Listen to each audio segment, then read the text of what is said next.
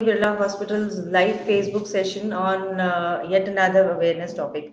Yesterday, we had Dr. Vivek Gupta talking to us on vaccination among children, what is it, why it is important. Today, we have with us Dr. Lalita. Welcome, ma'am. She is the senior consultant in the pediatrics department with us. She is going to spare with us time, letting us know cold and cough and asthma problems in children. We all know climate changes, and this is the common problem in children. So we're going to take time from ma'am to understand very small things on this topic. Ma'am, welcome. Thank you so much. Thank you. Ma'am, हमने देखा है कि जैसे ही मौसम change होता है, बच्चों में स्पेशली सर्दी जुकाम सबसे पहले पकड़ लेते हैं, तो why it is so like this? Well मौसम बदलता है तो मेनी वायरसेस बिकम एक्टिव। इस टाइम पे काफ़ी वायरसेस एक्टिवेट हो जाते हैं एंड देयर बाय जल्दी से जुकाम खांसी इस टाइम पकड़ लेता है। Plus body needs time for transition from एक weather to other. So when the weather change is very sudden, body transition में अभी तक नहीं जाती, तब अपने को we get infected very early with this cold and cough. So any change actually summer to winter, winter to summer, सभी में इन्फेक्शंस कॉमन रहता है। अपने को विंटर में थोड़ा ज्यादा महसूस होती है।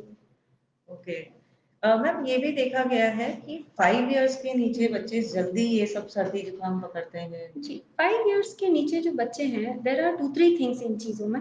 एक है कि they have tonsils and tonsils की तरह एक एडिनोइड्स बोल के भी होता है, सो ये एक्टिव रहते हैं इस टाइम पे।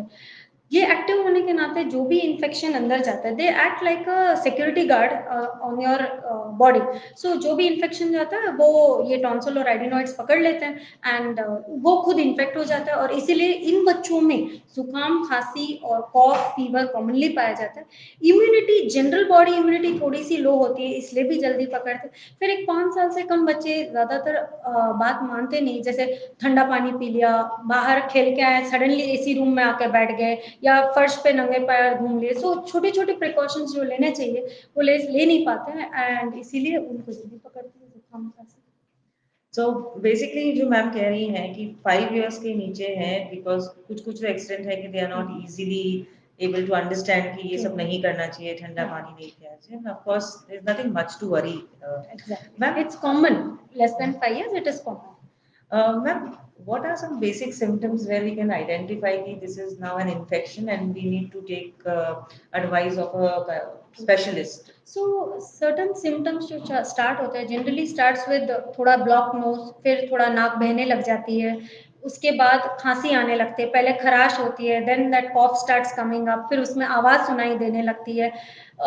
फीवर इज लिटिल, 1-2 दिन बाद फीवर शुरू होता है, जनरली माइल्ड रहता है, 100-101, उससे ज्यादा नहीं रहता in viral. Occasionally if the child is very sensitive तो 102-103 भी जाते हैं वायरल फीवर्स, ऐसा नहीं है कि नहीं जाता है, but generally they are wild and over 2-3 days रहते हैं और धीरे धीरे अपने आप कम हो जाते हैं। थोड़ा सा सुस्त रहता है बच्चा, फिटिंग मतलब टायर्डनेस रहता है, स्टफी नोज के मारे भी वो परेशान रहते हैं, चिड़चिड़े। स्मॉल बेबीज जनरली बहुत क्रैंकी होंगे, रोएंगे, चिड़चिड़ापन रहेगा। थोड़े बड़े बच्चे हैं वो सुस्त रहेंगे, सोते रहेंगे, नाक बंद है, दे विल नॉट, पूरी रात नहीं सो पाते हैं क्योंकि नाक बंद है या खर्राटे आ रहे हैं। सो ये सारे सिम्टम्स है ऑफ अ कॉमन इन्फेक्शन। इन ये सिम्टम्स आते हैं तो फिर आपको डॉक्टर के पास आके दिखा देना चाहिए। सो मैम ने कहा कि कुछ कॉमन सिम्टम्स हैं कि कॉफ करते वक्त आवाज आना, चिड़चिड़ा होना। तो I think we as a parent और care taker in the school और anybody should notice this and rather than let it go कि नहीं ये कुछ भी नहीं है, सीजनल है। We should actually note this down and speak to a specialist कि अगर ऐसा कुछ है। मैम, अभी आपने थोड़ी देर पहले बताया था कि tonsils and adenoids, as me also is not from a medical background, so there are lot of friends of me who would not be from a medical. तो आप अगर सिंपल में बता सकें कि टॉन्सिल और एडेनॉइड्स क्या होता है?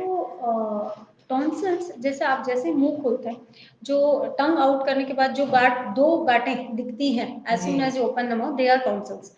और इसी तरह नाक के पीछे एडिनोइड्स बोल के गांठ आते हैं। This is a lymphoid tissue. ये लिम्फॉइड टिश्यू है दैट इज अपनी बॉडी के प्रोटेक्टिव फोर्स से बने हुए रहते हैं and they form a ring. ये रिंग फॉर्म करते हैं, 2 इधर और 1 पीछे, तो ऐसा रिंग फॉर्म करते हैं। जो भी कीटाणु आता है पहले ये पकड़ते हैं ताकि वो अंदर ना जाए, और क्योंकि ये पकड़ता है, ये खुद इन्फेक्टेड हो जाता है, इसीलिए आपको गले में यहाँ स्वेलिंग आना, अंदर स्वेलिंग होना, ये कॉमन फीचर्स है टॉन्सिलाइटिस के।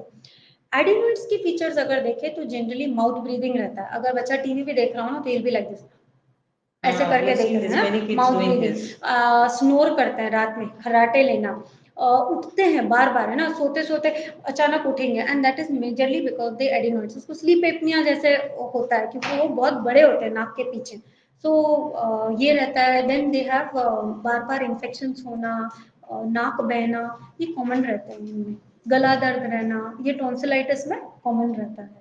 So these are actually protective bodies in our throat, but क्योंकि ये इन्फेक्ट हो जाता है, ये अपने को परेशान करता है। मैम अगर इन टॉन्सिल्स जैसे आपने कहा कि वो भी इन्फेक्टेड हो जाते हैं, टॉन्सिल्स एंड एडिनोइड्स, तो इससे क्या प्रॉब्लम होती है एंड क्या हमें करना चाहिए सो सो दैट टॉन्सिल्स और एडिनोइड्स होने के नाते, तो इन्फेक्ट होने के नाते fever is very common. Generally tonsillitis adenoiditis हो तो फीवर हाई ग्रेड रहता है, 102 103 तक भी फीवर जाता है। जुकाम इतनी नहीं रहती जितना कि गला दर्द रहता है टॉन्सिल्स में। और एडिनोइड्स में थोड़ा ब्लॉक नोज और माउथ ब्रीदिंग, स्मेल आना माउथ में, रात में जोर जोर से खर्राटे लेना, नींद नहीं आना, जैसे ही नींद आती है बॉडी रिलैक्स होती है, वो सारा ब्लॉक होता है and the child gets up, है ना। सो पूरी रात की नींद डिस्टर्ब हो जाना, ये फीचर्स है टॉन्सिलाइटिस और एडिनोइड्स की।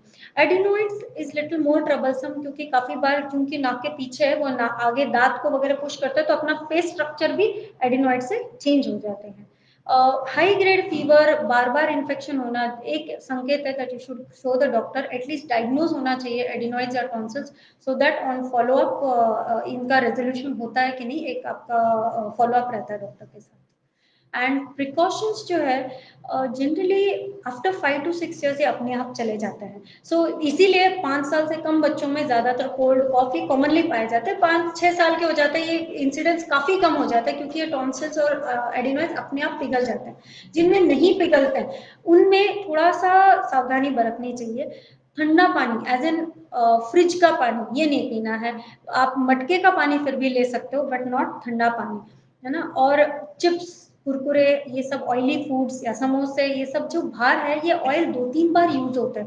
हम घर पे शायद 2-3 बार, बाहर तो I don't know how many times वो सेम ऑयल को यूज करते हैं, वो हाइड्रोकार्बन बन जाता है और फिर वो गला जल्दी इफेक्ट करता है। तो रेगुलर गार्गलिंग, सुबह शाम सलाइन नमक के पानी के गरारे, स्टीम लेना, ये सबसे इजी मेथड है। स्टीम बहुत अंडर यूटिलाइज्ड है।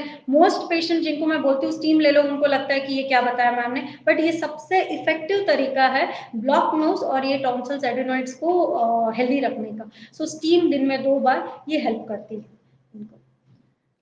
अभी मैम ने थोड़ी देर पहले बोला you should not have fridge का पानी, chips and this. I am sure कि कुछ यंग बच्चे अगर आपको सुन रहे होंगे they must be listening, they will not be happy, but I think one they should not miss कि मैम ने ये भी कहा है कि very simple things, steam and gargles would really help you out. So in case of course ठंडा पानी तो please avoid करो, but in case if you are having chips or something, please ensure कि आप ये दो basic चीज जरूर करें, which ma'am has been stressing from regularly whenever she sees and patients. Fried food मतलब घर पे आप कुछ बनाओ, पकोड़े and all, that is okay. 1 या 2 बार वो ऑयल होता है, फ्रेश रहता है, तो इतना नुकसान नहीं करता जितने की बाजार की चीजें करती है। सो avoid junk food from outside. Ma'am why it is कि हमें बार बार कोल्ड एंड कफी क्यों होता है when it is a seasonal change, why nothing else की बॉडी एक या कुछ, बट मेजरली जो हम नोटिस करते हैं कि जैसे ही सीजन चेंज होता है cough and cold is so these are the most expose part of, जो हवा जाती है वो नाक और मुंह से ही अंदर जाती है, and that is why there first hit, and इसलिए जल्दी इन्फेक्ट होता है। इसलिए हमें जुकाम खांसी पहले शुरू होती, हम इस चीज को निग्लेक्ट करते हैं तो आगे जाके फिर वो लंग्स में जाता है और फिर निमोनिया, बॉडी एक, और वो फटीग सेट इन करता है। सो इनिशियल स्टेप्स में थोड़ा केयर ले लो तो वी आर बेटर। मैम से हम बार बार एक ही क्वेश्चन पूछ रहे हैं because this is something very common and with the answers what she is giving I think audience will be able to reconnect this कि मैम इनमें हम प्रिकॉशंस क्या ले सकते हैं, एज यू सेड कि since this is the first site. One जो COVID का एक फ्लिप साइड माना जाता है कि आपको मास्क पहना है, but actually this mask is protective against all these viruses. And इसीलिए क्योंकि हम मास्क पहनते हैं, अंदर वायरस पोलन सब जाता नहीं, तो इन्फेक्शन कम रहता है। So one is mask itself कि आपको प्रोटेक्ट करता है। दूसरी चीज है जैसे ठंडा और गर्म, इन द सेंस आप गर्म कमरे में सोते हो हीटर वगैरह ऑन करके, फिर सडनली ठंडे कमरे में बाहर आते हो, this change in transition also आपको पकड़ता है। या कार में रहते हो और वहां हीटर ऑन करते हो, जैसे ही बाहर आते हो बाहर ठंडा है, and this is the time जब आपको इन्फेक्शन होने के चांसेस ज्यादा रहता है। So temperature change should not be much, it is better to bear little bit of cold rather than कमरा गर्म करो और फिर अचानक ठंडे में जाओ। जनरली ईयर्स कवर्ड होने चाहिए बच्चों के, है ना, वो भागते खेलते हैं बाहर, तो ईयर्स कवर्ड होने चाहिए, हवा घुसती है, there is an eustachian tube जो कान से लेके गले तक कनेक्ट करता है, तो उसको प्रोटेक्ट करने के लिए अपने ईयर्स कवर होने चाहिए। जो भी कैप है it should be such that कान कवर करें अपने। ठंडा पानी तो ऑब्वियसली अवॉइड करना है, बट इस टाइम पे नॉर्मल पानी इज ओके। काफी पेरेंट्स मैं देखती हूँ कि they want to give warm water, गर्म पानी, नुआया पानी, जो बच्चा पीता नहीं है, and then ultimately water intake भी कम हो जाता है क्योंकि आप फोर्स कर रहे हो उसको नुआया पानी पीने। बट नुआया देने की जरूरत नहीं, नॉर्मल जो आप समर में जैसा पानी रहता है, नॉर्मल राजस्थानी में जैसा बोलते हैं थिर खोला हुआ पानी, ये पीना ठीक रहता है। आपको गर्म करने की जरूरत नहीं है, बट नॉर्मल होना चाहिए, ठंडा नहीं होना चाहिए। ऑब्वियसली अवॉइड कोल्ड एंड तली हुई चीजें अवॉइड करनी है। जो भी तली हुई चीजें खाना है घर पे बनाओ, और वो ऑयल 1 या 2 बार मैक्सिमम यूज कीजिएगा, उससे ज्यादा मत यूज कीजिए। मैम के जितने भी solutions what I am able to hear is I think more kids friendly है कि she rightly said, you know, most of the mothers like me also do this mistake, we ask them to drink warm water, and now I think when I go home and I say my son that okay you can have it, she rightly said the intake of water gets very less because they avoid warm water, and they also say that वो satisfaction नहीं मिल रहा है वो पानी पीने से, तो प्यास नहीं बुझती, warm water प्यास नहीं बुझती। I think that was one of the mistake I was doing. I'm going to definitely rectify this.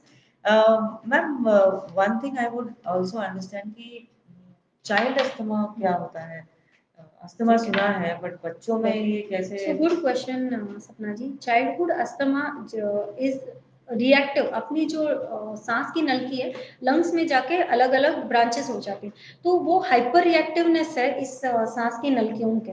And जैसे मौसम बदलता है, वायरस है, पोलन है, काफी बार विंटर से समर में जाते हैं जहाँ पे कटाई वगैरह होती है, बैसाखी के टाइम कटाई वगैरह होती है, तब वो पोलन्स और वो हस्क वगैरह वो ज्यादा रहता है एयर में, ये अपनी सांस की नलकी में जाके कुछ बच्चों को इससे एलर्जी रहती है और रिएक्टिव रहते हैं, तो वो जकड़ जाता है, और जकड़ने से इनको बच्चों को सांस में तकलीफ होती है।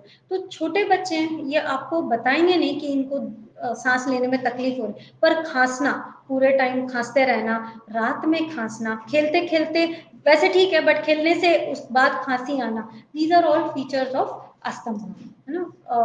सम बच्चों जिनमें सीवियर अटैक है वो रोते रहते हैं, दैट रोना एक तरीका है लंग्स को खुले रखने के लिए, और इसलिए कंटिन्यूअसली रो रहे हैं। So these are features of asthma. But generally childhood asthma, जैसे नाम दिया गया चाइल्डहुड अस्थमा, ये चाइल्डहुड में रहता है। 13-14 साल होते होते इसकी जो तीव्रता है वो धीरे धीरे कम होती है, अटैक्स कम हो जाता है, और in adult life they may not have problems at all. So ऐसे घबराने की जरूरत नहीं है, बट हाँ अपन प्रिकॉशंस लेते हैं, ऐसा पक्का इलाज नहीं कि ये दवाई लो तो अस्थमा नहीं होगी, ऐसा नहीं है, बट हम प्रिकॉशंस लो तो अस्थमा इजीली कंट्रोल हो सकता है। Friends, we will continue with ma'am talking about this asthma topic, but we have one guest who has raised a question which I would like to ask ma'am. She is asking कि she has a 10-month-old baby, and what she should do for cold and cough, and I think she's regularly having it. Okay. So a 10 month-old baby cold cough generally इनको nose block से शुरू होता है, जो हमें लगता है कि जुकाम है, बट इस टाइम पे आप सलाइन नेजल ड्रॉप्स डालना regularly, saline is very safe, आप घंटे घंटे में भी डालो इट इज सेफ, और स्टीम देना, इससे काफी इनकी छाती खुल जाती है एंड दे आर इजी। फिर जैसे मैंने कहा डोंट कीप चेंजिंग रूम्स, आप वार्मर हीटर थोड़ा सा बेबी को ज्यादा कवर करो, वो ज्यादा ठीक है, बहुत ज्यादा हीटर ड्रायर आप यूज करते हो तो रूम का एयर बिल्कुल ड्राई हो जाता है, उससे भी जो कफ है वो सूख जाता है एंड बेबी स्टार्ट्स गेटिंग थोड़ी थोड़ी खांसी आना शुरू होती है। ईयर्स ढके रहना चाहिए, है ना। एंड अदरवाइज फीडिंग में, खाने पीने में आप उनको नॉर्मली अपना ब्रेस्ट मिल्क दे दो, दैट इज वेरी प्रोटेक्टिव। और जो आप वीनिंग फूड्स देते हैं वो नॉर्मल टेम्परेचर पे दे सकते हैं या वार्म दे सकते हैं। If any of the friends who are watching us live and if they have any questions, like one of our friends just asked you, but please feel free to ask the question. We have requested ma'am for some extra time to answer your queries. No issues. Ma'am, before as we were talking about asthma, there are many of the parents say कि इसको लेने से आदत पड़ जाती है and that makes them कि let's not continue और बीच में ही discontinue करते हैं. So how correct it is कि people's get children get नहीं, habitual to it? ये है ना, ये काफी पेरेंट्स जब हम भी बताते हैं इनको नेबुलाइजर, वो रेडी नहीं होते हैं लेने को, ये सोच के कि ये बहुत एडिक्टिव है या हैबिट पड़ जाएगी, लंग्स को आदत पड़ जाएगी। पर ये ऐसी नहीं, जैसे आप एक बीपी की गोली लेते हो, शुगर की गोली लेते हो, भाई बीपी है इसलिए आप बीपी की गोली ले रहे हो, तो इसमें आदत थोड़ी पड़ रही है आपके शरीर को, इट इज ट्रीटमेंट। सो इसी तरह नेबुलाइजेशन जो है एक ट्रीटमेंट फॉर्म है, इसकी आदत नहीं पड़ती, ये कोई नशे वाली दवाई नहीं है।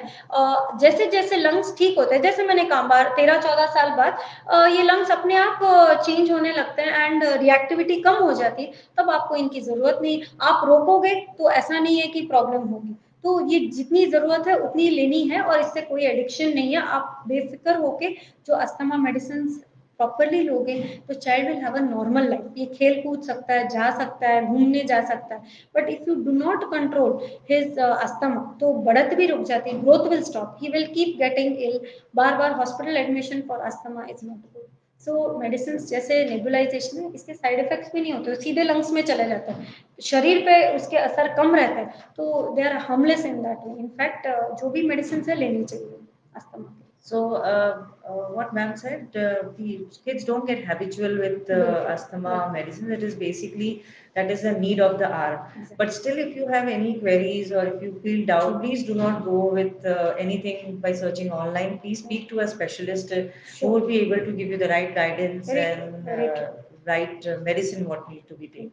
Ma'am, child asthma is something is very common nowadays. So, what are the precautions, especially now is a festive season, people are doing cleaning and dusting. Exactly. So, in that case, what precautions we should take? So asthmatics are allergic to smoke, dust, pollen। अब हमें कितनी सारी चीजें हैं, धूल, अपने mites जो छोटे छोटे धूल वाले कीटाणु हैं वो सारे उनको एलर्जिक रहते हैं। हम कितने हद तक कि किसी चीज को अवॉइड कर सकते हैं, जो हवा में उसे अवॉइड नहीं कर सकते, हम सांस ले रहे हैं तो वो जाना ही है अंदर। सो कुछ कुछ प्रिकॉशन जो हम ले सकते हैं, एक है कि धुआं है, अगरबत्ती है घर पे, जैसे धुआं, अगरबत्ती, डियो, स्ट्रॉन्ग डियो, परफ्यूम्स, इनसे थोड़ा बचा के रखना है बच्चों को। सो वो जहाँ रहते हैं वहां नहीं जलाइएगा, या keep that room close so that baby बच्चा उस कांटेक्ट में नहीं आए। रोड पे जो है गार्बेज, जहाँ जहाँ डस्टबिन में आग लगा, मतलब फायर जला दिया, या कोई कंस्ट्रक्शन काम चल रहा है जहाँ बहुत धूल मिट्टी है, वो रोड को अवॉइड करो तो ज्यादा ठीक है। अगर जाना ही पड़ा उस रास्ते so use a mask, that is a better way to control this. दूसरा, अब जैसे बच्चा जिस बेड पे सोता है उस पर एक बेड कवर बिछाइएगा, तो दिन भर की जो धूल है उस बेड कवर पे रहती है, एंड बच्चा जब रात में सोने वाला है वो बेड कवर हटा दीजिए और नीचे का बेडशीट इज क्लीन। सो ये भी उनका जो रात में डस्ट इनटेक जो होता है वो काफी कम होता है। सॉफ्ट टॉयज है जो दिखने में बड़े प्यारे प्यारे होते हैं पर ये धूल भी बहुत ज्यादा अट्रैक्ट करते हैं, इनको प्लास्टिक में डाल के रखिएगा। Avoid playing with soft toys, use other toys, क्योंकि इनसे भी इनको अटैक आ सकता है। पेट्स जो डॉग्स है, कैट्स है घर पे, सो जितना हो सकता है उतना अवॉइड करना चाहिए for asthmatics. It's not for everybody, but अगर अस्थमैटिक चाइल्ड है तो उसको थोड़ा दूरी बनाई रखनी चाहिए from pets. Other thing is cold stuff, ठंडी चीजें, तेल की चीजें, वैसे भी अस्थमैटिक्स ने अवॉइड करना चाहिए, क्योंकि generally asthmatic attack starts with a viral infection. तो शुरुआत गला खराब या जुकाम से होती है और फिर वो अस्थमा अटैक में कन्वर्ट हो जाता है। तो बेस्ट है ट्राई टू अवॉइड, जुकाम सर्दी खांसी अवॉइड करोगे तो अस्थमा अटैक्स कम होंगे। One more thing that kind of, ये बड़े बच्चों के लिए नहीं, बट ब्रेस्ट फेड जो बच्चे होते हैं जो माँ के दूध पे पलते हैं उनमें अस्थमा के इंसिडेंट्स काफी कम पाए जाते हैं। सो prevention starts from birth. Ma'am, as you said, like one of our guests had asked a question कि 10 months baby को हम बिल्कुल। कैसे, so you also said कि उसे steam देना चाहिए, so how would be possible to give a steam to a 10 months old, because बड़ा तो steamer से कर सकता है, तो what can be a technique to 10 give month baby को है ना, जैसे अभी मार्केट में स्टीमर्स भी आते हैं काफी सारे, जो वेपराइजर्स जिसको कहते हैं, उनमें वेरियस अटैचमेंट्स है। एक ऐसा फ्लावर जैसा अटैचमेंट है, एक कैप जैसा अटैचमेंट है जिसको साइड में होल है। So what you can do, अब 10 मंथ्स के बेबी को जब सो जाए तो take him on your shoulder, थोड़ा सा हेड उस तरफ पीछे की तरफ लटकने दो, पीछे रखो अपना वेपराइजर जो है, जो फ्लावर वाला, पीछे रखो, धुआं तो क्या ऊपर ही आता है, तो बेबी के फेस तक जेंटली आने दो। Keep the water level low so that gentle fumes रहे। बहुत गर्म हम जितना ले सकते हो उतना, बेबी का स्किन डेलिकेट रहता है, बर्न हो सकता है, सो बी केयरफुल। अगर लगता है आप बेड पे भी, पैर पे बेबी को उल्टा लेकिन बेड के नीचे आप वो स्टीमर लगा सकते हैं, तो धीरे धीरे बेबी के फेस पे आ सकता है। द अदर टेक्निक इज, अगर आपके पास नहीं है स्टीमर, बकेट है, तो आप बैठ जाओ और सामने भगोना या बकेट लो। 10 मंथ्स बेबी को यू कैन सोते हुए ही कराओ स्टीम, जरूरी नहीं कि बच्चा जागता रहे। And you can cover your self with a blanket and hold the baby up, तो वो पूरे ब्लैंकेट के अंदर अंदर स्टीम हो जाएगा। वो भी एक तरीका है स्टीम देने का। Second, like I told you ना, आजकल वेरियस कैप्स आते हैं उसमें, तो एक ऐसा ढक्कन वाला कैप भी आता है जिसको साइड में होल है, तो आप बेड के बाजू में कोई टेबल पे रख दीजिएगा, उसके फ्यूम्स जैसे बेबी के फेस पे है, एक करवट पे बेबी को सुला दो। तो ये अलग अलग तरीके स्टीम देने का बेबी का। मैम, थोड़ी देर पहले आप बता रहे थे कि अस्थमा के लिए वी शुड अवॉइड एलर, जहाँ पे डस्ट है, this, so that gives me a sense कि there is a lot of responsibility of the parents and the caretaker against the children who are having asthma. So what advice you would give to the parents, maybe the teachers and the other caretakers who have to deal with child True. with So asthma? parents and caretakers या school should take care of asthmatic children, because कह नहीं, predict नहीं कर सकते कब ये attack आ जाएगा। Specially school में प्लेग्राउंड पे धूल उड़ गई, if the child is asthmatic, attack start हो सकता है। सो इम्पोर्टेंट ये है कि पेरेंट्स इन्फॉर्म करें स्कूल को कि your child is asthmatic, send that inhaler या spacer with the child to the school. Even when you are planning a vacation, आप वेकेशन पे जाना चाहते हैं, छुट्टियों पे जाना, चाहे कहीं भी घर के पास भी हो, छुट्टियों में जाना चाह रहे हो, तो अपने साथ अपना अस्थमा मेडिसिन और नेबुलाइजर या स्पेसर लेके जाना है। इन दिस टाइम, जब कोविड टाइम से, spacer is better than nebuliser.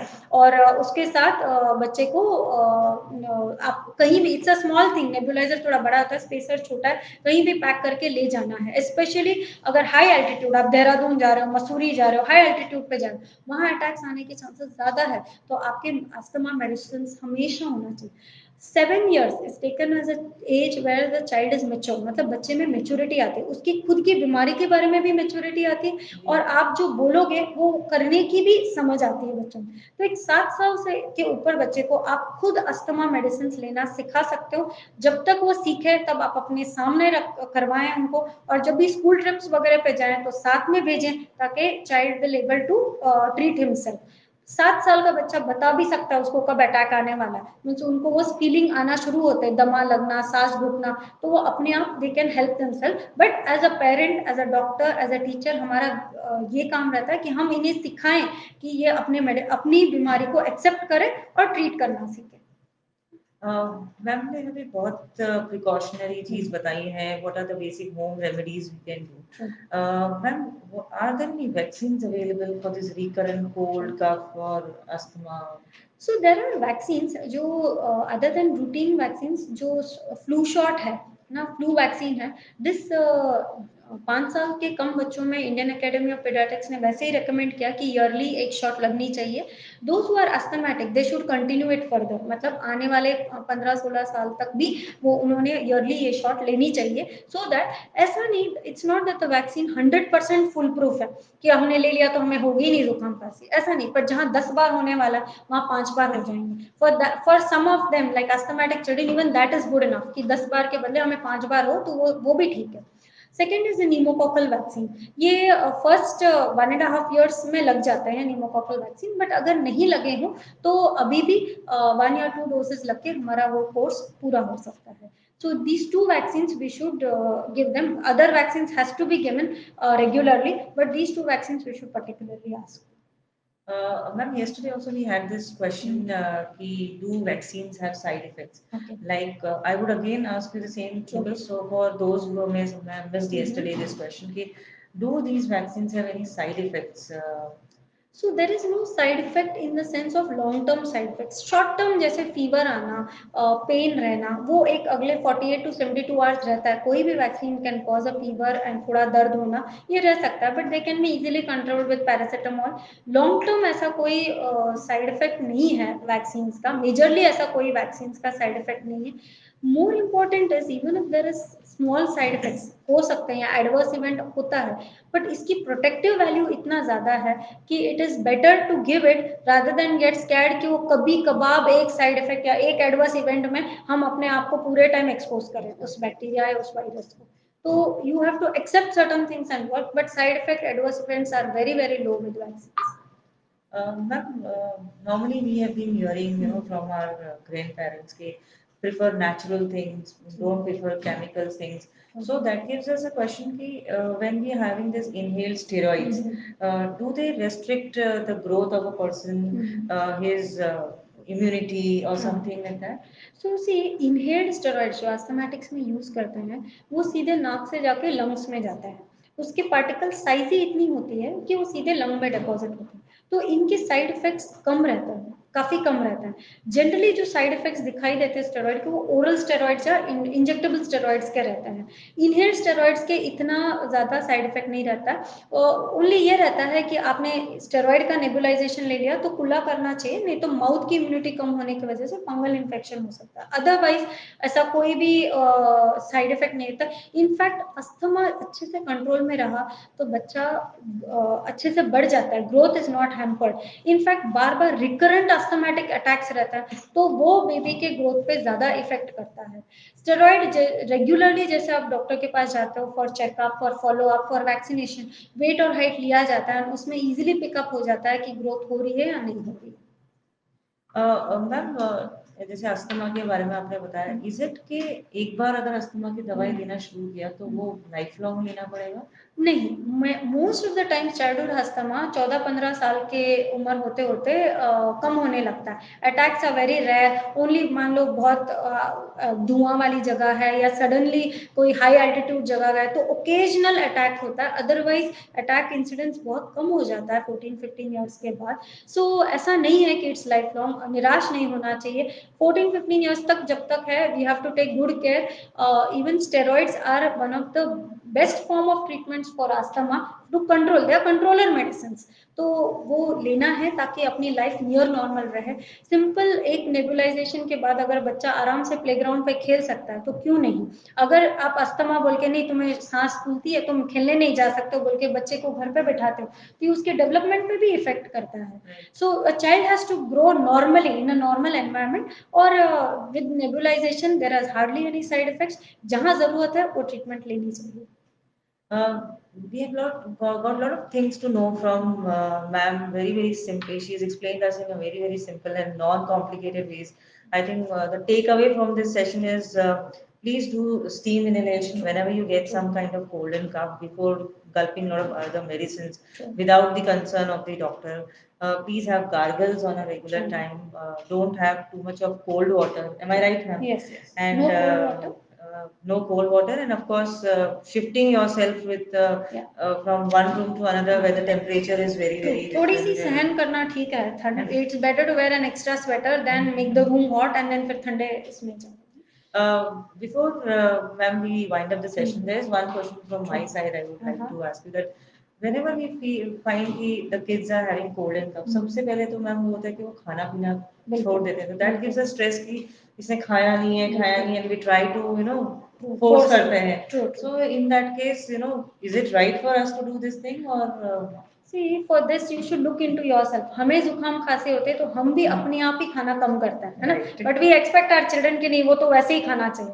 तो फर्स्ट इनफैक्ट कोई बीमार पड़ने से पहले इफ अ चाइल्ड इज बीमार पड़ने वाला है तो उसके 2 दिन पहले से ही खाना कम हो जाता है that's the normal body mechanism तो फोर्स फीड मत कीजिए what you can do is थोड़ा थोड़ा खिलाइएगा बट फ्रीक्वेंटली खिलाइए आपने मान लो 1-2 एप्पल के पीस खा लिए, कोई बात नहीं। 2 घंटे बाद आपने कुछ और खिला दिया, मान लो उसको थोड़ा सा चपाती खिला दिया या चावल खिला दिया, उसके 2-3 घंटे बाद ही want something, some biscuit, you can give him a biscuit. ऐसे थोड़ा थोड़ा थोड़ा करके आप ऑलमोस्ट 50% ऑफ नॉर्मल भी खिलाओगे तो दे आर ओके। ऐसा नहीं कि नॉर्मल जैसे ही खाए, तो generally body, all body mechanisms will take a little slow down during infections, it is okay. थोड़ा थोड़ा करके ओवर द डे खिलाइएगा, you will be able to make up the whole food ना।